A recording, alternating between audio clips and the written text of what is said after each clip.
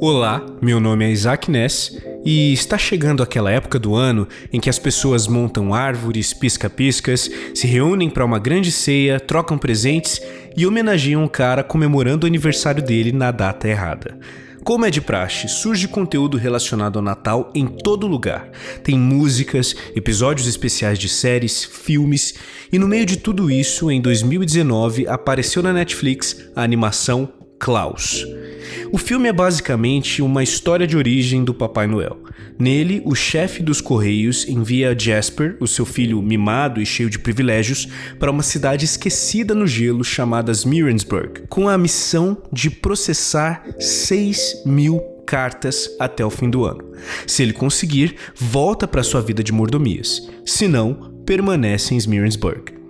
Quando chega lá, o Jasper entende o tamanho do seu desafio ao conhecer o povo local e perceber que ninguém se importa com ninguém. As pessoas não são gentis, não convivem mais do que o estritamente necessário e, quando o fazem, brigam entre si. O personagem tenta concluir a sua missão indo de porta em porta, tentando convencer as pessoas a mandarem pelo menos uma carta para alguém. E é assim que ele conhece Klaus, um cara que gosta de fazer brinquedos e presentear crianças com eles. Então os dois formam uma parceria na qual Jasper conecta as crianças com Klaus através das cartas e entrega a elas os brinquedos que ele constrói. O diretor do filme é o Sergio Pablos, um cara que já trabalhou em vários títulos da Disney como designer de personagem. Ele esteve em O Corcunda de Notre Dame, Hércules, Tarzan. Como consequência da bagagem desse cara, os personagens de Klaus têm traços mais estilizados, muito semelhantes aos da Disney dos anos 90, o que vai na contramão da tendência atual dos grandes estúdios, como a própria Disney e a Pixar, que têm investido quase exclusivamente em animações 3D. Mas espera aí, quer dizer então que Klaus não é 3D? Tecnicamente, sim e não. Os personagens são feitos de linhas e cores.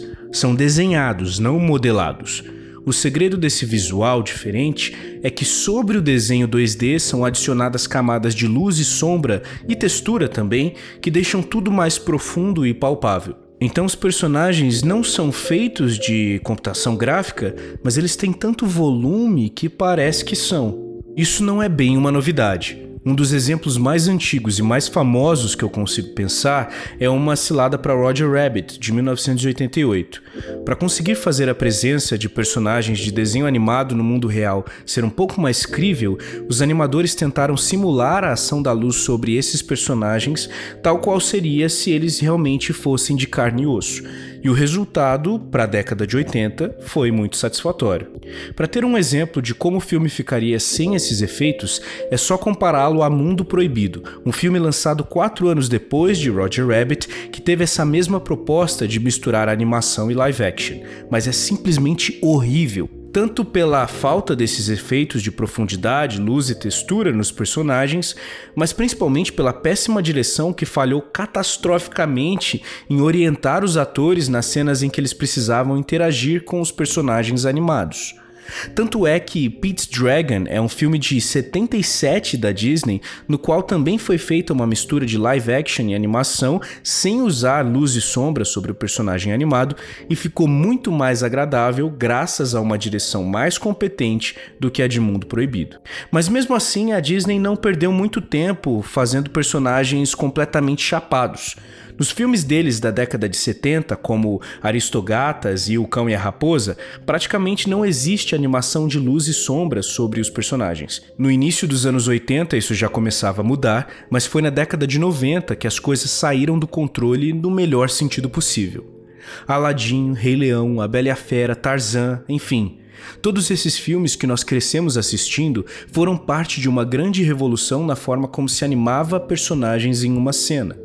E o que a Disney percebeu nessa época foi que ao tornar os personagens um pouco mais tridimensionais e consequentemente mais realistas, eles também puderam criar cenários muito mais detalhados e cheios de textura, porque se dava para acreditar em um Roger Rabbit no mundo real, mais ainda em um Tarzan no meio de uma pintura, porque é isso que eram os cenários da Disney dos anos 90, pinturas, planos espetaculares, coisas de tirar o fôlego. Foi assim que a Disney conseguiu o que poucas outras produtoras no mundo conseguiram também, que foi evoluir a animação de personagem e a concepção e animação de cenário no mesmo ritmo. Além disso, eles também começaram a explorar a computação gráfica em alguns detalhes, o que funcionou muito bem em filmes como A Bela e a Fera, mas também deu origem a algumas aberrações como a abertura de A Nova Onda do Imperador e o açúcar 3D em cima do pão 2D em A Princesa e o Sapo. Mas isso é assunto para outra conversa. Eu estou dando toda essa volta para que a gente entenda de onde o diretor de Klaus veio. Ele esteve na Disney justamente nessa época de inovação, de adaptação, de descoberta. Ele foi formado nesse contexto em que as pessoas estavam buscando novas formas de animar. E não é à toa que o filme dele, visualmente, é, de certa forma, inovador.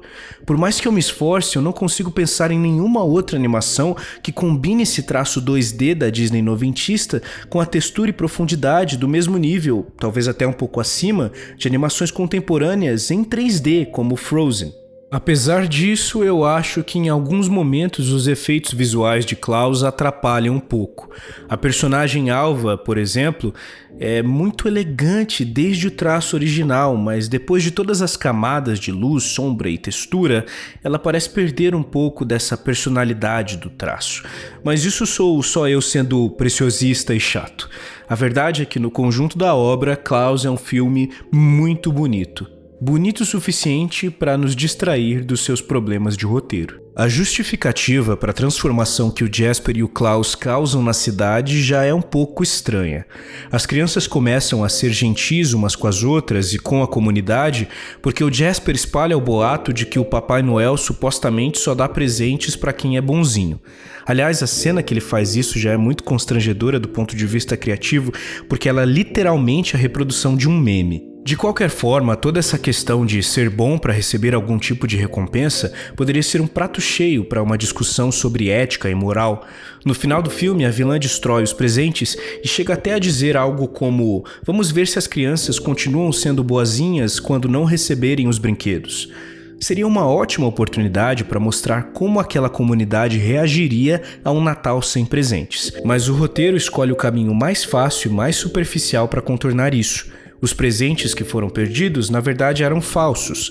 Os verdadeiros estavam guardados em outro lugar, por isso o Natal estava salvo. No final das contas, toda a transformação daquela cidade realmente se justificou pela recompensa no final. E as crianças, dentro e fora do filme, aprendem que amor e empatia servem para ganhar presente do Papai Noel.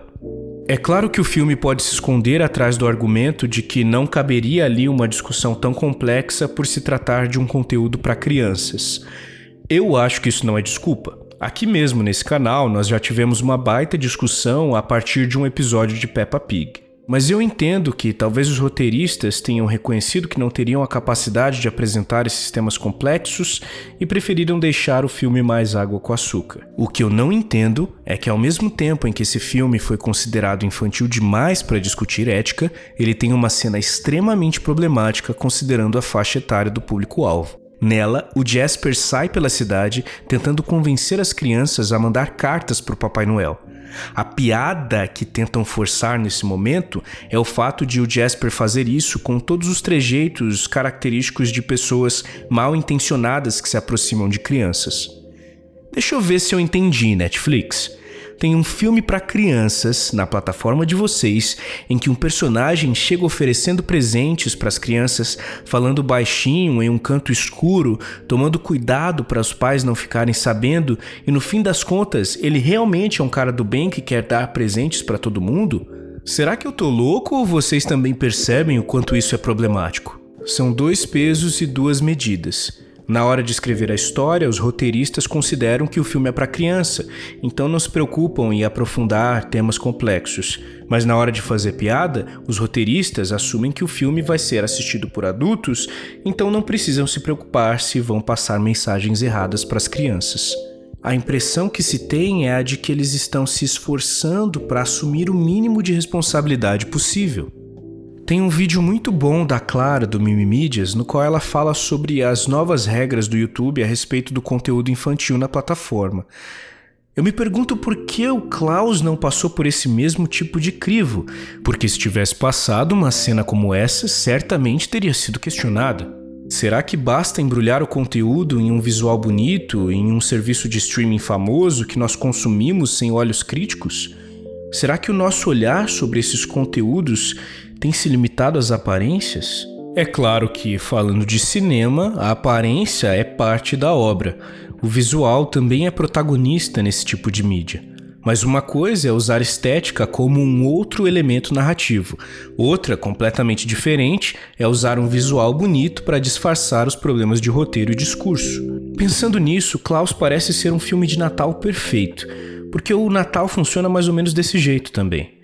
São luzes, cores, árvores, enfeites, banquetes, presentes, uma grande festa mágica, uma tradição que promete curar todas as nossas feridas, todos os conflitos familiares, as desavenças políticas, a solidão crônica. Mas no fundo a gente sabe que em janeiro tudo isso volta. As luzes de Natal não dissipam problemas, elas só nos distraem. E não tem nada de errado em querer esquecer um pouco de tudo. Mas é sempre bom estar ciente de que quando as festas passam, o mundo volta a girar e com ele todos esses probleminhas que nós estávamos fingindo não ver. Então, seja assistindo a um filme ou lidando com os problemas da vida, cuidado para não se distrair com as embalagens.